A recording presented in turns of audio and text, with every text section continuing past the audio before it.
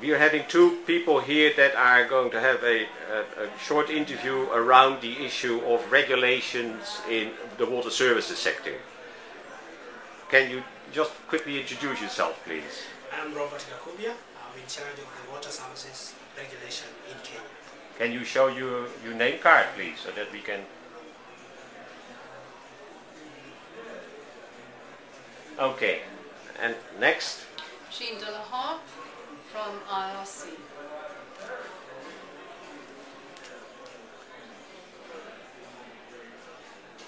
Okay.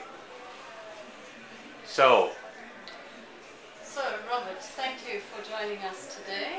Thank you. And I'd like to know what you see as the role of regulation in the water services sector.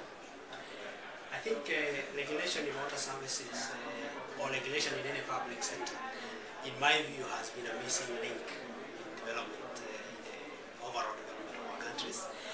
We specifically mentioned about regulation in water sector. Regulation is about standards, about setting standards. It's about holding service providers to account. It's about making sure that services are run sustainably at an affordable cost to the consumer. Are there any particular tools or frameworks that you're using in Kenya to operationalize this? Yes, when we were formed about 2003, we didn't have any regulatory tool. So we had to start from developing the regulatory tools. For example, if you look at the Act, the law in Kenya, it gives us a mandate to license water service provision, to monitor standards of water service provision. So we had to develop license documents. We had to develop service provision agreements to govern the relationship between service providers and the asset developers. Because in Kenya, we have separated policy, regulation, and service provision, and further separated service provision into service development, infrastructure development, and service management. That's very interesting. In fact, it sounds very similar to the South African separation of roles and functions between the authority role and the provision role. When it comes to regulating on the local government level, on the provision side, what specific tools are you using? Basically, when you look at the local government, the water services mandate is with the water services provider.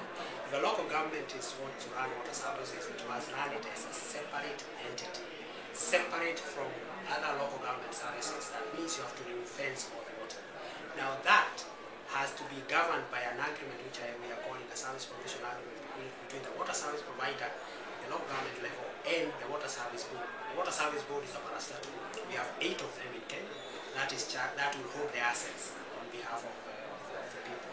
And then get those assets to be managed by the service provider, who in this case could be a local government service provider.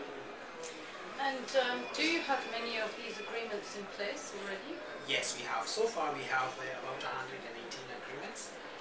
Most of them are urban, that means they are local authority service agreements, but quite a number are also rural. So we have all those agreements in place, and we have 8 licenses in place, but and 7 actually, but 1 is interim because of your new water service board, and these ones are running properly. So the other ones we monitor as a regulator to make sure that the performance targets are